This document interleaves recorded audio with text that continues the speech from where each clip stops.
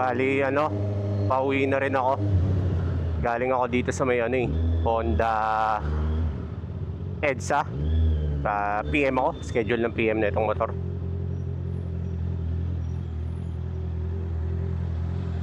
Sobrang inip ko lang kanina habang nag-aantay ng matapos ng PM. Ano ba to? Dami kasi nakapila eh. Parang nag-post lang ako sa story ko ng video ng CBR na Fireblade na Triple R. Tapos kinaptionan ko lang ng Merry Christmas, tas yung parang naiiyak na emoji. So antay lang ako ng mga magko-comment ng mga matitrigger. Tamang no? Yung kapag bagot ka na walang magawa, naghanap na lang ng pang clickbait. Bali dito na rin ako sa may expressway. Kanina inagahan ko yung punta doon sa Honda Big Bike sa EDSA para kasi nga gusto ko makauwi maaga kasi Friday ngayon tapos yung Christmas rush, so maraming umuuwi, tapos bigayan pa ng 13th month, kaya gusto ko sana makauwi maaga kanina para hindi makasabay yung traffic ng rush hour. Kaso tangina, dami rin papagawa kanina, kaya medyo natagalan din. Kaya ayun, tangina, pila ngayon dito.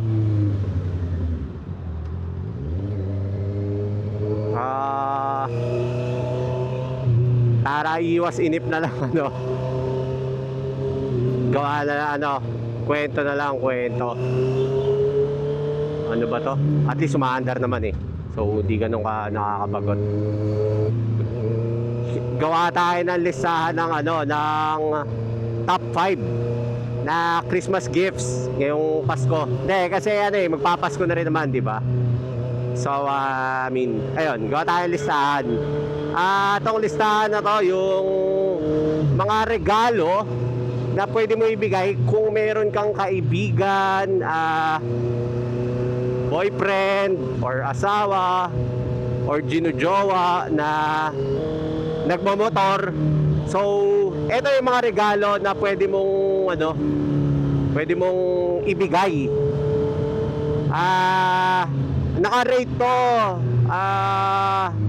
from pinakamura hanggang sa pinakamahal. 5 being the pinakamura and number 1 being the pinakamahal. Yung level lang depende kung ano regalo, kung anong number dito sa gift list na ibibigay mo, yun malamang yung sitwasyon na level lang intimacy mo sa magreregaluhan mo. Etong listahan pala na to,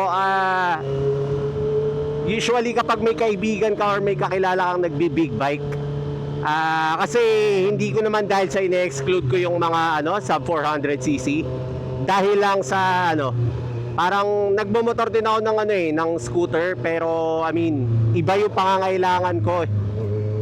Iba yung mas ma-appreciate ko kapag yung scooter yung bitbit ko kaysa sa kapag big bike yung dala ko. So eto nga, parang to be specific sa mga kaibigan natin na nagbi-big bike. Number 5 yung Balaklava, merong nagre-range yan mga from 40 pesos to 500 pesos per piece. Depende na lang kung gaano kayo ka-close yung pagre-regaluhan mo, kung gaano kamahal na balaklava yung ireregalo mo. Ang maganda pa dito sa balaklava, you can never have too much kahit may balaklava na yung reregaluhan mo, kailangan niya pa rin ng balaklava. So ayun,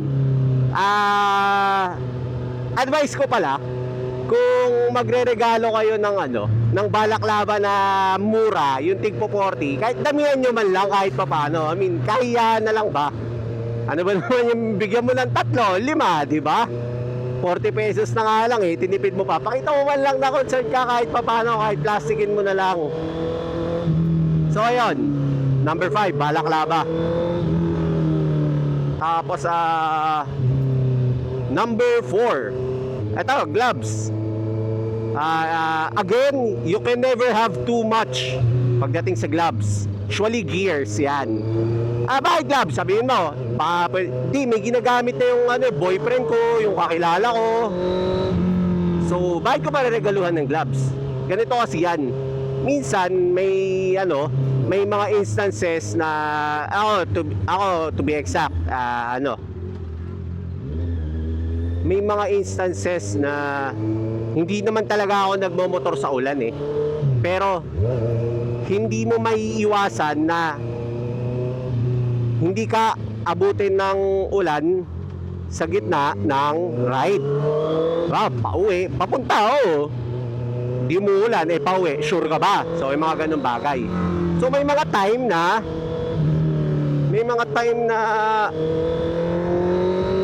mababasa yung gears mo pauwi na hindi maiwasan.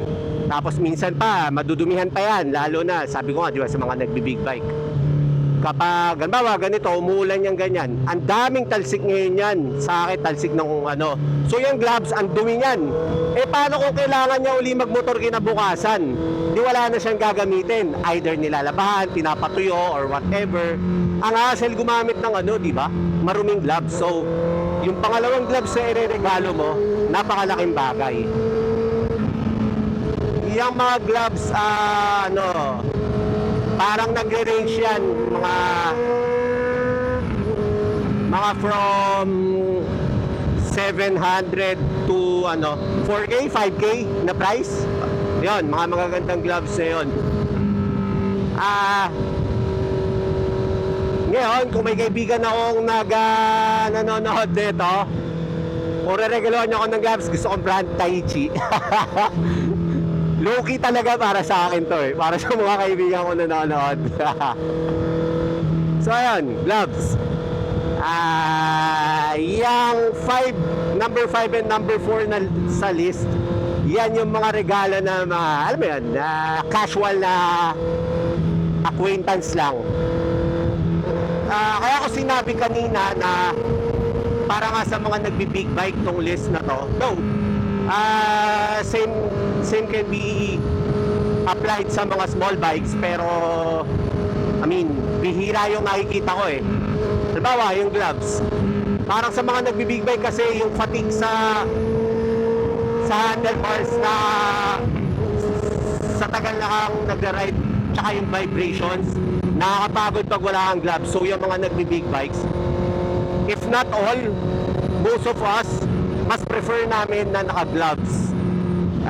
Mapunta tayo doon sa mga sub 400cc dahil hindi naman ganun kalayo rin tinatravel nila, mga within the city lang. So alam mo yun, yung hassle ng pag mag-helmet ka, maghuhubad ka pa ng gloves. Yun yung usually nasagot sa akin ng mga hindi nag-gloves So naiintindihan ko naman, ganun din naman ako dati. Pero ako personally, kahit scooter dala ko, gusto ko naka-gloves kasi parang nakakapagod. Pero ayun nga, each to his own.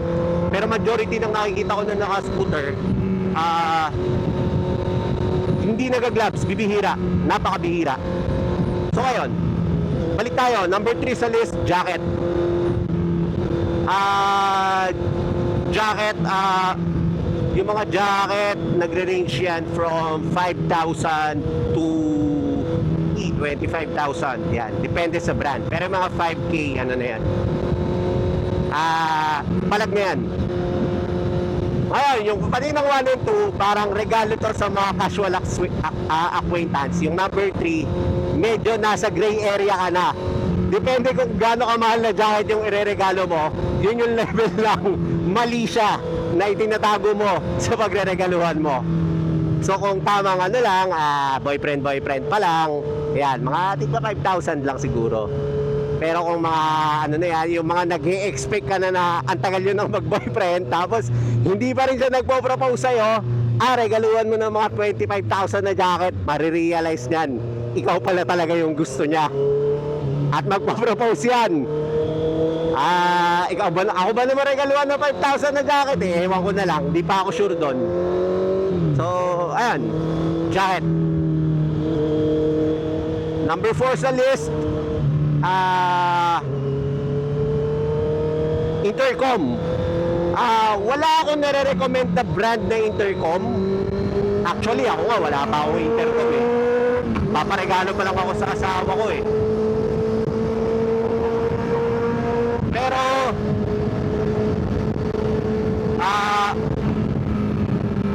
maraming brand na maganda, hindi ko pa na-try lahat. So, wala ako sa posisyon para magsabi ng kung anong brand. Pero, if ever magre-regalo kayo sa mga nagbi-big bike ulit, uulitin ko, I recommend na yung Cardo na brand yung i-regalo nyo. Hindi dahil sa sinasabi ko na mas maganda siya sa lahat ng brand. Ang sinasabi ko lang is marami sa community ng nagbi-big bike ang naka-Cardo. So sabihin natin, regaluhan mo na Freedcon, nothing against Freedcon or Sena. Pwede naman, may cons nga siya. Kaso, paano siya kukonek sa mga kaibigan niya kung lahat ng kaibigan niya naka-Cardo? So yun yung dilema. So parang kaya ako, yun na rin, though ang dami kong nakikitang hindi ganun kagandang review, pero ayun nga, kung kukuha nga ako tapos wala naman akong paggagamitan, di ba? So might as well ibigay mo na din kung ano yung magagamit niya talaga. So ayun, Cardo intercom ranges entry level yata mga nasa 17K. Yan, 17K. Hindi na mura yan, hindi na biro yan. Kapag nagregalo ka niyan, sigurado ka dapat na hindi ka bebreakan. Or I mean, sure ka na hindi naglolo ko yung boyfriend mo or yung asawa mo or mabait yung asawa mo. Yan yung mga regalo na worth the price. Number 1, ito yung pinakamahal. Number 1, pinakamahal is helmet. Actually, hindi siya pinakamahal eh. Napakalayo lang ng range. Well, helmet ranges from 3,000 to 50,000, 60,000, 120,000 yon. So, ayun. Pero, ayun nga, sabi ko ulit, depende kung gaano level ng intimacy mo ang pagbibigyan mo, boyfriend mo, asawa mo, kaibigan mo. Syempre kung casual lang, mga tamang balaklaba lang yan. Kasi kung wala ka namang mali siya tapos bibigyan mo ng helmet, baka mag-expect yan na may something. Pero so yun, sa helmet tayo. Mas matutuwa yan kung bibigyan mo ng mga premium na helmets. So yun, helmet. Yan, ano na talaga yan. Parang gears. You can never have too much. Bawa ako, nakamagandang helmet na ako. Nay, pinaparing kita. Kung bibigyan mo ako ng showy na GT-R 3, why not? Parang ano yan? Parang damit. Parang sabihin mo, ba't ka pa bibili uli ng formal dress? Kung meron ka ng formal dress, parang, syempre iba pa rin yung ano eh. Iba pa rin yung, alam mo yun, parang paminsan-minsan magfe-flex ka ng mga something na kakaiba. Parang kapag yun yung niregalo mo sa significant other mo, parang, ay puta, ibang flex yun. Maliban sa pagfe-flex ng helmet, pati girlfriend or asawa flex na yun. Bigay sa akin to ng asawa ko eh. Bigay sa akin to ng girlfriend ko eh. Lahat ng barkada nun may inggit. Buti pa si ganito, niregaluhan ng showy na helmet. Na mga ganon. So, ayun. Yan yung mga mga top 5 na list na pwede nyong iregalo sa mga significant other nyo. Sana nakatulong. Tapos sana walang masirang relasyon. Pero hopefully makatulong naman siguro. Ayun, sige, susunod na lang uli. Tigil ko na to dito. Tangin na traffic na eh.